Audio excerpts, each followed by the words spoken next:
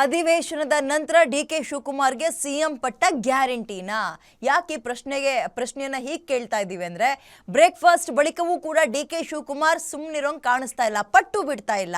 ಆ ಇಬ್ಬರು ದಿಗ್ಗಜ ನಾಯಕರನ್ನ ಈ ಸಂದರ್ಭದಲ್ಲಿ ಡಿಕೆ ಶಿವಕುಮಾರ್ ಭೇಟಿ ಮಾಡಿರೋದು ಕುತೂಹಲಕ್ಕೆ, ಹಲವು ಪ್ರಶ್ನೆಗಳಿಗೆ ಕಾರಣ ಆಗ್ತಾ ಇದೆ.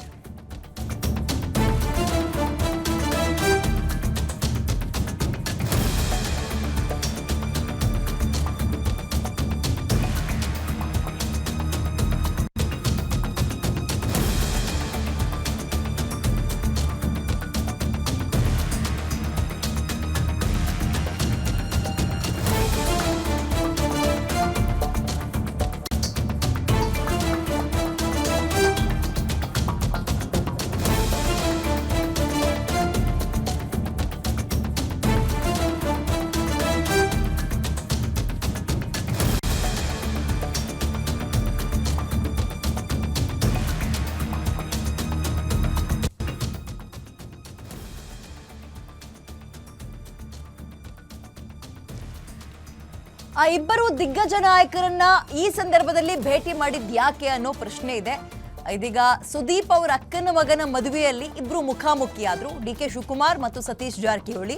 ಸಿಎಂ ಆಪ್ತ ಸಚಿವ ಸತೀಶ್ ಜಾರಕಿಹೊಳಿ ಅವರ ಜೊತೆಗೆ ಡಿಕೆ ಶಿವಕುಮಾರ್ ಮದುವೆ ಮನೆಯಲ್ಲೂ ಕೂಡ ರಹಸ್ಯ ಸಭೆ ಮಾಡಿದ್ರ. ಸಿದ್ದರಾಮಯ್ಯನವರ ಪವರ್ ಸೆಂಟರ್ ನಂತಿದ್ದಾರೆ ಸತೀಶ್ ಜಾರಕಿಹೊಳಿ, ನೋ ಡೌಟ್. ಅದರಲ್ಲಿ ತಮ್ಮ ಬೆಂಬಲಕ್ಕೆ ನಿಲ್ಲುವಂತೆ ಸಾಹುಕಾರ್ ಜೊತೆ ಡಿಕೆ ಶಿವಕುಮಾರ್ ರಹಸ್ಯ ಮಾತುಕತೆಯನ್ನೇನಾದ್ರೂ ಆಡಿದ್ರ? ಈ ಹಿಂದೆ ಕೂಡ ಕೆಪಿಸಿಸಿ ಅಧ್ಯಕ್ಷ ಸ್ಥಾನವನ್ನ ಬಿಟ್ಕೊಡುವ ಬಗ್ಗೆ ಮಾತನಾಡಿದ್ರು ಡಿಕೆ ಶಿವಕುಮಾರ್. ಸಾಹುಕಾರ್ಗೆ ಕೆಪಿಸಿಸಿ ಅಧ್ಯಕ್ಷ ಗಾದಿ ಬಗ್ಗೆ ನಿಮಗೆ ನಾನು ಇದನ್ನ ಬಿಟ್ಕೊಡ್ತೀನಿ, ಈ ಸ್ಥಾನವನ್ನ, ಸಿಎಂ ಸ್ಥಾನಕ್ಕೆ ನೀವು ನನಗೆ ಬೆಂಬಲ ಕೊಡಬೇಕು, ಹಿಂಗೇನಾದ್ರೂ ಮಾತುಕತೆ ಆಗಿದ್ಯಾ? ಸಿಎಂ ಆಪ್ತ ಸಚಿವ ಜಾರಕಿಹೊಳಿಯನ್ನ ಎರಡನೇ ಸಲ ಭೇಟಿ ಮಾಡ್ತಾ ಇರೋದು ಡಿಕೆ ಶಿವಕುಮಾರ್ ಅವರು ತೀವ್ರ ಸಂಚಲನವನ್ನ ಮೂಡಿಸ್ತಾ ಇದೆ ಇವರ ಈ ನಡೆ. ಮದುವೆ ಮನೆಯಲ್ಲಿ ಆಕಸ್ಮಿಕ ಭೇಟಿನ ಒಂದು ಪ್ರಶ್ನೆ, ಅದರ ಜೊತೆಗೆ ಸಿಕ್ಕಿರೋ ಗ್ಯಾಪ್ನಲ್ಲಿ ತನ್ನದೊಂದು ಬೇಡಿಕೆನ ಮುಂದಕ್ಕೆ ಇಟ್ಟುಬಿಡೋಣ ಅನ್ನುವ ವಿಚಾರಕ್ಕೆ ಮುಂದಾದ್ರೆ ಡಿಕೆ ಶಿವಕುಮಾರ್ ಅನ್ನುವ ಪ್ರಶ್ನೆ ಕೂಡ ಇದೆ. ಸದ್ಯಕ್ಕೆ ಬಹಳ ಕುತೂಹಲ ಮೂಡಿಸ್ತಾ ಇದೆ. ಸಿಎಂ ಗಾದಿಗೆ ಡಿಕೆ ಶಿವಕುಮಾರ್ ಅವ್ರು ಏರ್ತಾರ, ಸಿದ್ದರಾಮಯ್ಯ ಬಿಟ್ಕೊಡ್ತಾರ ಅಂತ. ಈಗ ಬಿಟ್ಕೊಡೋದ್ರ ಬಗ್ಗೆ ದೊಡ್ಡ ಸಮಸ್ಯೆ ಕಾಣ್ತಾ ಇರೋದು ಸಿದ್ದರಾಮಯ್ಯ ಅವ್ರಿಗಿಂತಲೂ ಹೆಚ್ಚಾಗಿ ಸಿದ್ದರಾಮಯ್ಯ ಅವರ ಬೆಂಬಲಿಗರು. ಯಾಕಂದ್ರೆ ಅವ್ರು ಇನ್ನೊಂದು ನಡೆಯನ್ನು ಅನುಸರಿಸ್ತಾ ಇದ್ದಾರೆ, ಮೊನ್ನೆ ತಾನೇ ಒಂದು ಮೀಟಿಂಗ್ ಮಾಡ್ತಾ ಇದ್ದಾರೆ. ಹಿಂಗಿರುವಾಗ ಇವರೆಲ್ಲರನ್ನೂ ವಿಶ್ವಾಸಕ್ಕೆ ತಗೊಳ್ಬೇಕು. ಚಾಣಕ್ಯನ ತಂತ್ರಗಳನ್ನ ಕೆಲವೊಂದು ಸಲ ಡಿಕೆ ಶಿವಕುಮಾರ್ ತುಂಬಾ ಅಚ್ಚುಕಟ್ಟಾಗಿ ಒಂದು ಬಳಸ್ಕೊಳ್ತಾರೆ. ಚಾಣಕ್ಯನ ನಡೆಯಲ್ಲಿ ಇದು ಕೂಡ ಒಂದು. ಅಧಿಕಾರ ಸಿಗಬೇಕು ಅಂದ್ರೆ ಅವರು ಬರೀ ಬೆಂಬಲಿಗರೇ ಆಗಿರ್ಬೇಕು ಅಂತಲ್ಲ, ತಮ್ಮ ಆತ್ಮೀಯರೇ ಆಗ್ಬೇಕು ಅಂತಿಲ್ಲ, ಎದುರಾಳಿಗಳನ್ನೂ ಕೂಡ ಒಂದೊಂದ್ಸಲ ತುಂಬಾ ಆತ್ಮೀಯವಾಗಿ ಮಾತನಾಡಿಸ್ಬೇಕಾಗತ್ತೆ. ಆ ನಡೆಯನ್ನ ಅನುಸರಿಸ್ದಂಗೆ ಕಾಣಿಸ್ತಾ ಇದೆ. ಡಿಕೆ ಶಿವಕುಮಾರ್ ಭೇಟಿಯನ್ನ ಗುಟ್ಟು ಬಿಟ್ಕೊಡ್ತಾ ಇಲ್ಲ ಸಾಹುಕಾರ್ ಅವರು. ಏನ್ ಚರ್ಚೆ ಆಯ್ತು ಅನ್ನೋದ್ರ ಬಗ್ಗೆ ಪ್ರಸ್ತಾಪ ಮಾಡಿಲ್ಲ. ಡಿಕೆ ಶಿವಕುಮಾರ್ ನಾನು ಭೇಟಿಯಾಗಿದ್ದು ನಿಜ, ಆದ್ರೆ ಪ್ರತ್ಯೇಕವಾಗಿ 15 ನಿಮಿಷ ಅಷ್ಟೇ ಅಲ್ಲ, ಜಾಸ್ತಿ ಹೊತ್ತೇ ಮಾತಾಡಿದೀವಿ. ಕೆಪಿಸಿಸಿ ಅಧ್ಯಕ್ಷ ಸ್ಥಾನದ ಬಗ್ಗೆ ಎಲ್ಲೂ ಕೂಡ ಚರ್ಚೆ ಆಗಲಿಲ್ಲ. ಅಧ್ಯಕ್ಷ ಗಾದಿ ಬಗ್ಗೆ ಪಕ್ಷದ ಹಂತದಲ್ಲಿ ಚರ್ಚೆ ಇನ್ನೂ ಶುರುವಾಗಿಲ್ಲ. ಡಿಕೆ ಶಿವಕುಮಾರ್ ನಮ್ಮ ಬೆಂಬಲ ಕೇಳುವ ಪ್ರಶ್ನೆ ಇಲ್ಲ. ಯಾವುದೇ ವಿಷಯವಾದರೂ ಪಕ್ಷ ಅಂತಿಮವಾಗಿ ನಿರ್ಧಾರ ಮಾಡುತ್ತೆ ಹಂಗಂತ ಬೆಂಗಳೂರಿನಲ್ಲಿ ಸಚಿವ ಸತೀಶ್ ಜಾರಕಿಹೊಳಿ ತೇಲಿಸಿದ್ದಾರೆ ವಿಚಾರವನ್ನ. ನಾವೊಂದು 15 ನಿಮಿಷ ಅಷ್ಟೇ ಅಲ್ಲ, ಜಾಸ್ತಿ ಹೊತ್ತೇ ಮಾತಾಡಿದ್ವಿ. ಕೆಪಿಸಿಸಿ ಅಧ್ಯಕ್ಷ ಸ್ಥಾನ ಆಗಿರ್ಬೋದು, ಅವ್ರು ಸಿಎಂ ಆಗೋ ವಿಚಾರ ಆಗಿರ್ಬೋದು, ಇದ್ಯಾವುದು ಅವರೇ ನಮ್ಮನ್ನು ಬೆಂಬಲ ಕೇಳಬೇಕು ಅಂತಿಲ್ಲ, ಹೈಕಮಾಂಡ್ ನೋಡ್ಕೊಳ್ಳುತ್ತೆ ಬಿಡಿ ಅನ್ನುವ ತೇಲುವ ಸ್ಟೇಟ್ಮೆಂಟ್ ಅನ್ನು ಕೊಟ್ಟಿದ್ದಾರೆ ಸತೀಶ್ ಜಾರಕಿಹೊಳಿ ಅವರು. ಆಮೇಲೆ ಮದುವೆ ಮನೆಯಲ್ಲಿ ಇವೆಲ್ಲವೂ ಕೂಡ ಪ್ರಸ್ತಾಪ ಆಗಿರುತ್ತೆ, ಅಲ್ಲೂ ಕೂಡ ಇಂಥದನ್ನು ಮಾತಾಡಿರ್ತಾರ, ಗೊತ್ತಿಲ್ಲ, ಏನ್ ಬೇಕಾದ್ರೂ ಆಗಿರ್ಬೋದು. ಎರಡೂ ಕಡೆ ಬ್ರೇಕ್ಫಾಸ್ಟ್ ಮೀಟಿಂಗ್ ಆದಮೇಲೆ ಒಂದ್ಸಲ ಡೆಲ್ಲಿಗೆ ಹೋಗಿ ಬಂದರು ಡಿಕೆ ಶಿವಕುಮಾರ್. ಸಿದ್ದರಾಮಯ್ಯ ಅವರು ವೇಣುಗೋಪಾಲ್ ಅವ್ರನ್ನ ಭೇಟಿ ಮಾಡಿದ್ರು. ಅದಾದ್ಮೇಲೆ ಒಂದು ಮದುವೆಯ ನಿಮಿತ್ತ ಮತ್ತೆ ಒಂದು ಸ್ಟೇಜ್ ಡೇಲ್ ಎಲ್ಲರೂ ಕೂಡ ಸಿಕ್ಕಿದ್ದಾರೆ. ಆಗೇನ್ ಮಾತಾಡಿದ್ರು ಅನ್ನೋ ಕುತೂಹಲಕ್ಕೆ ಸಂಬಂಧಪಟ್ಟಂತೆ ಪೂರ್ತಿ ಗುಟ್ಟನ್ನ ಬಿಟ್ಕೊಟ್ಟಿಲ್ಲ ಸತೀಶ್ ಜಾರಕಿಹೊಳಿ ಅವರು. ಯಾವ್ದು ಭೇಟಿಯಾದಿ ಸಂದರ್ಭ ಹೇಳೋಲ್ಲ ನೀವು. ಭೇಟಿಯಾದಿ ಯಾಕಂದ್ರೆ ಮದುವೆ ಇತ್ತು, ಅದು ನಾವು ಮದುವೆ ಹೋಗಿದ್ವಿ, ಅವ್ರ ಮದುವೆ, ಅವ್ರಿಗೂ ಆಪ್ತರಿಗೆ ನಮ್ಗೂ ಆಪ್ತರ. ಸೊ ಬಂದ ಸಂದರ್ಭದಲ್ಲಿ ಭೇಟಿಯಾದ್ವಿ. ಅವರು ಕೂಡ ನಮ್ಮ ಜೊತೆ ಊಟ ಕೂತಿದ್ರು, ಜೊತೆಯಲ್ಲಿದ್ರು. ಸೊ ಅಷ್ಟಾಯ್ತು. ಅವ್ರು ಇನ್ನೂ ಮತ್ತೆ ಬೇರೆ ಕಾರ್ಯಕ್ರಮ ತಗೋದ್ರು, ನಾವು ನಮ್ಮ ಮನೆಗೆ ಬಂದ್ವಿ ಅಷ್ಟೇ. ಪ್ರತ್ಯೇಕವಾಗಿ ಒಂದು 15 ನಿಮಿಷ ಹೌದಾ, ಪ್ರತ್ಯೇಕವಾಗಿ 15ಕ್ಕೆ ಜಾಸ್ತಿನ ಮಾತಾಡಬಹುದು. ಏನ್ ಸರ್, ಇತ್ತೀಚೆಗೆ 2 ಬಾರಿ ಎಲ್ಲ ಸಂದರ್ಭ ಅದು ಮುಖ್ಯ ಅಲ್ಲ. ಅವ್ರಿಗೆ ಅಲ್ಲಿ ನಾವು ಬರೋದು ಅವ್ರಿಗೆ ಗೊತ್ತಿಲ್ಲ, ಅವ್ರು ಬರೋದು ನಮ್ಗೆ ಗೊತ್ತಿಲ್ಲ. ಮದುವೆ ಸಂದರ್ಭ ಬಂದ್ರು, ಬಂದಾಗ ಸಹಜವಾಗಿ ಅಧ್ಯಕ್ಷರು ಅವರು ಮಾತಾಡುತ್ತ ಸಂದರ್ಭ ಮಾತಾಡಿದ್ರು ಅಷ್ಟೇ, ಅದು ಬೇರೆ ಏನಿಲ್ಲ. ಯಾಕಂದ್ರೆ ಸರ್ ಈ ಸಂದರ್ಭದಲ್ಲಿ ತಮ್ಮನ್ನ ಭೇಟಿ ಮಾಡ್ತಾ ಇರ್ತಕ್ಕಂಥದ್ದೇ ತೀವ್ರ ಕುತೂಹಲ. ಇಲ್ಲ ನನಗೋಸ್ಕರ ಅಲ್ಲ, ಅದು ಅವ್ರು ಬಂದಿದ್ದೇ ಮದುವೆಗೆ, ನಾನು ಹೋಗಿದ್ದು ಮದುವೆಗೆ. ಸ್ವಾಭಾವಿಕ ಯಾರು ಬಂದ್ರು ಕೂಡ ಮಾತಾಡುವಂತ ಒಂದು ಸಂಪ್ರದಾಯ ವಾಡಿಕೆ.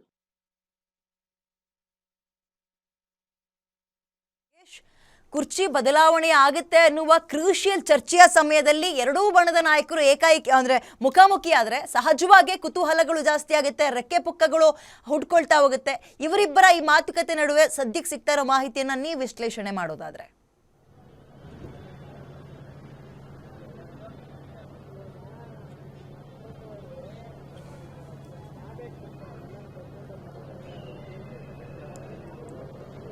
ದುರ್ಗೇಶ್, ನನ್ನ ಧ್ವನಿ ಕೇಳಿಸ್ತಾ ಇದ್ರೆ ಮದುವೆ ಸಂಭ್ರಮದ ವೇದಿಕೆಯಲ್ಲಿ ಭೇಟಿಯಾದ ಇವರಿಬ್ರು ಕೂಡ ರಾಜಕೀಯದ ಬಗ್ಗೆ ಚರ್ಚೆ ಮಾಡಿರ್ತಾರೆ ಅಂತ ನಿಮ್ಗೆ ಅನ್ಸುತ್ತಾ? ಹೌದು ಅನ್ನೋದಾದ್ರೆ ಏನೆಲ್ಲ ವಿಚಾರಗಳಿರ್ಬೋದು?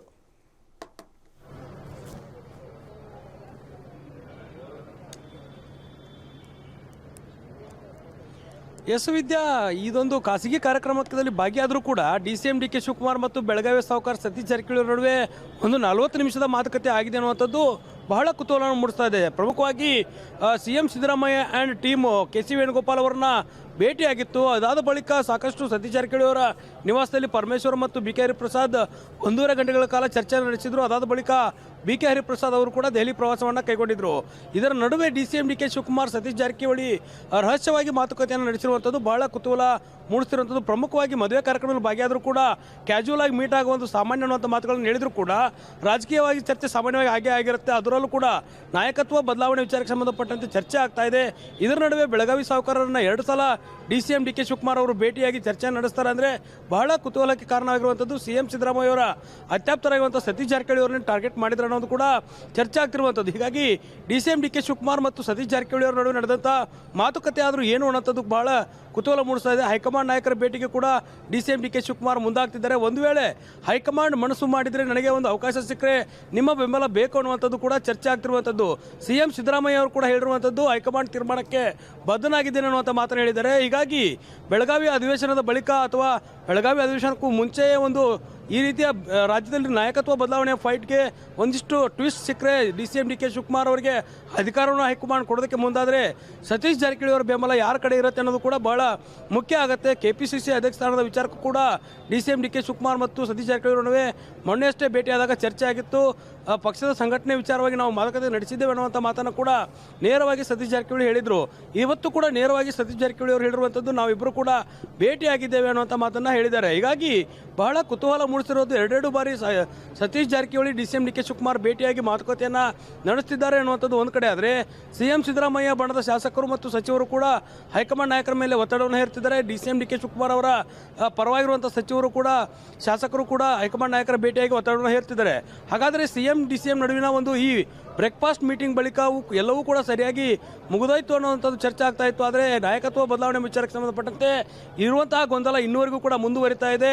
DCM ಮತ್ತು CM ಅವರ ನಡುವೆ ಅತ್ಯಾಪ್ತರಾಗಿರುವಂಥ ಕೆಲವಿಷ್ಟು ನಾಯಕರು ಹೈಕಮಾಂಡ್ ನಾಯಕರನ್ನ ಭೇಟಿಯಾಗಿ ಒತ್ತಡ ಇರುವಂಥ ಕೆಲಸವನ್ನು ಮಾಡ್ತಾನೆ ಇದ್ದಾರೆ. ಹೀಗಾಗಿ ಇವತ್ತಿನ ಬೆಳವಣಿಗೆ ಬಹಳ ಕುತೂಹಲಕ್ಕೆ ಕಾರಣವಾಗ್ತಾ ಇದೆ. DCM DK ಶಿವಕುಮಾರ್ ಮತ್ತು CM ಸಿದ್ದರಾಮಯ್ಯ ನಡುವಿನ ಫೈಟ್ ನಡುವೆ ಸತೀಶ್ ಜಾರಕಿಹೊಳಿ ಅವರ ಎಂಟ್ರಿ ಆಗಿದೆ. ಸತೀಶ್ ಜಾರಕಿಹೊಳಿ ಅವರ ನಿವಾಸ ಪವರ್ ಸೆಂಟರ್ ಆಗಿ ನಿರ್ಮಾಣ ಆಗತ್ತೆ ಅನ್ನೋದು ಕೂಡ ಚರ್ಚೆ ಆಗ್ತಿರುವಂಥದ್ದು. ಯಾಕಂದರೆ ಪರಮೇಶ್ವರ್ ಅವರು BK ಹರಿಪ್ರಸಾದ್ ಸೇರಿದಂತೆ ಮಹದೇವಪ್ಪ ಅವರು ಕೂಡ ಸತೀಶ್ ಜಾರಕಿಹೊಳಿ ಮನೆಯಲ್ಲಿ ಚರ್ಚೆ ನಡೆಸ್ತಾರೆ. ಇತ್ತ DCM DK ಶಿವಕುಮಾರ್ ಸತೀಶ್ ಜಾರಕಿಹೊಳಿ ಅವರನ್ನ ಖಾಸಗಿ ಕಾರ್ಯಕ್ರಮಗಳಲ್ಲಿ ಭೇಟಿ ಆಗ್ತಿರುವಂಥದ್ದು ಮತ್ತು ಹೋಟೆಲ್ಗಳಲ್ಲಿ ಖಾಸಗಿ ಹೋಟೆಲ್ಗಳಲ್ಲಿ ಭೇಟಿಯಾಗಿ ಮಾತುಕತೆ ನಡೆಸ್ತಿರುವಂಥದ್ದು ಬಹಳ ಕುತೂಹಲಕ್ಕೆ ಕಾರಣವಾಗ್ತಾ ಇದೆ. ರಾಜ್ಯದಲ್ಲಿ ನಾಯಕತ್ವ ಬದಲಾವಣೆ ವಿಚಾರಕ್ಕೆ ಸಂಬಂಧಪಟ್ಟಂತೆ ಸತೀಶ್ ಜಾರಕಿಹೊಳಿ ನಿರ್ಣಾಯಕ ನಿರ್ಧಾರವನ್ನು ತೆಗೆದುಕೊಳ್ತಾರೆ ಅನ್ನೋದು ಕೂಡ ಬಹಳ ಮುಖ್ಯವಾಗಿ ಚರ್ಚೆ ಆಗ್ತಿರುವಂಥದ್ದು. ದುರ್ಗೇಶ್, ಇದರ ನಡುವೆ CM ಚೇರ್ ಮೇಲೆ DK ಶಿವಕುಮಾರ್ ಕಣ್ಣಿಟ್ಟಿದ್ರೆ KPCC ಚೇರ್ ಮೇಲೆ ಸತೀಶ್ ಜಾರಕಿಹೊಳಿ ಅವರು ಕಣ್ಣಿಟ್ಟಿದ್ದಾರೆ ಅನ್ನೋದು ಇನ್ನೂ ಕೂಡ ಗುಟ್ಟಾಗೇನು ಉಳಿದಿಲ್ಲ. ಸೊ ಸಿಕ್ಕ ಸಂದರ್ಭದಲ್ಲಿ ಈ ಚೇರ್ ಎಕ್ಸ್ಚೇಂಜ್ ಬಗ್ಗೆ ಇಬ್ರು ವಿನಿಮಯ ಅಥವಾ ಮಾತುಕತೆ ಮಾಡ್ಕೊಂಡಿರಬಹುದು ಅಂತ ಅನಿಸ್ತಾ ಇಲ್ವಾ ನಿಮ್ಗೆ? ಯಾಕಂದ್ರೆ ಇದು ಕ್ರೂಷಿಯಲ್ ಚರ್ಚೆ ಸಮಯದಲ್ಲಿ 2ನೇ ಸಲ ಇಬ್ರು ಮುಖಾಮುಖಿ ಆಗ್ತಾ ಇರೋದು.